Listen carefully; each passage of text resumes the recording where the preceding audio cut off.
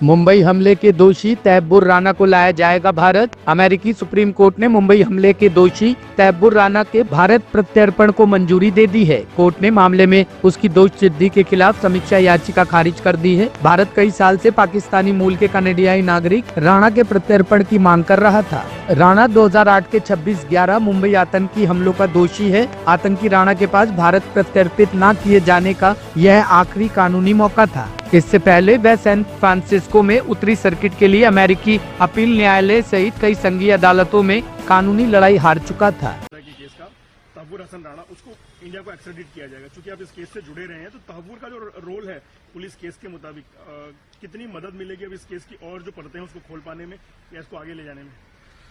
मुंबई में जो तहव्वुर को अक्यूज बनाया गया है चार्जशीट में, उसके बारे में बताया गया है कि जितने भी फाइनेंसिंग एक्टिविटीज थी, जितने भी कोवर्ट सपोर्ट्स थे, जितने भी हिडन सपोर्ट्स थे, पाकिस्तानी सपोर्ट्स थे और दहशतगर्दों के सपोर्ट थे, वो सो कॉल्ड वो उसको पीछे से जो है हेडली को फाइनेंसिंग की एक्टिविटीज में वो शामिल था और उसके पीछे उसने जो है कोवर्ट प्रोजेक्ट्स लगाए हुए थे कनाडा में, लेकिन बिजनेसेस और डीलिंग्स उसकी जो पोर्ट्रीज की थी और जो तमाम और लाइव स्टॉक्स की थी वो यूएस में करता था और उसके पैसे वो डाइवर्ट करता था हेडली को, ऐसा हेडली ने बताया है। और वो बॉम्बे में भी जब केस चला मुंबई में तो हेडली ने ये बताया कि उसको जो पैसे मिलते थे, ज्यादातर जो रकम थी वो तहव्वुर हुसैन राणा की कंपनियों से मिलती थी। तो अब अगर उसको हम लेके आएंगे और इस ट्रायल में उसको शामिल किया जाएगा, जो पेंडिंग ट्रायल 26/11 का, तो कितनी बड़ी मदद मिलेगी? पाकिस्तान का जो डायरेक्ट रोल है इस केस में उसको और ज्यादा पुख्ता करने के लिए, और या फिर इस केस को एक नई दिशा देने के लिए कितना अहम होगा उसका भारत में आके उसको ट्रायल चला पाना उसके ऊपर? देखिए, तहव्वुर और डेविड कोलमैन हेडली की दोस्ती कोई नई नहीं है।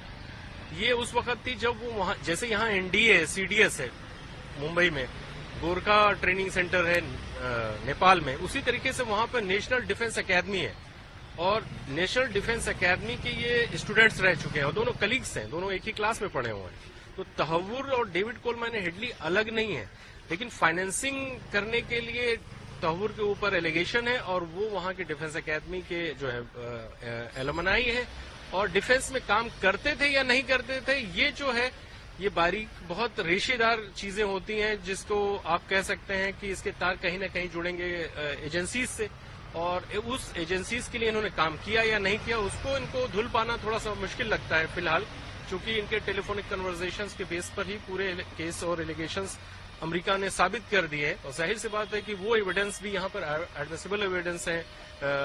26/11 ने 2014 में भी कहा था कि हमारी सरकार आएंगे तो दाऊद को लाएंगे, अभी तक दाऊद को नहीं लाए। जैसे इनकी सरकार आने के बाद देश के बैंकों से पैसा लूटकर ललित मोदी हो, कई मोदी हो, वो देश विजय मल्ल्या हो, देश छोड़ के भागे हैं, अभी तक उनको लाया गया नहीं। तो ये सरकार जब उसको लाएंगे राणा को तब, और उसके ऊपर क्या कार्रवाई करती है तब उसके ऊपर हम प्रतिक्रिया देंगे। देखिए, भारत सरकार जो भी हमारे 26/11 के हों, चाहे कोई आतंकवादी हों, जहां भी दुनिया में छिपे रहेंगे, हम वहां से निकाल करके उनको उसकी सजा देंगे। और मेरे प्रधानमंत्री जब तक हैं, 0 टॉलरेंस है आतंकवाद पे। ब्यूरो रिपोर्ट, टीम मानस न्यूज।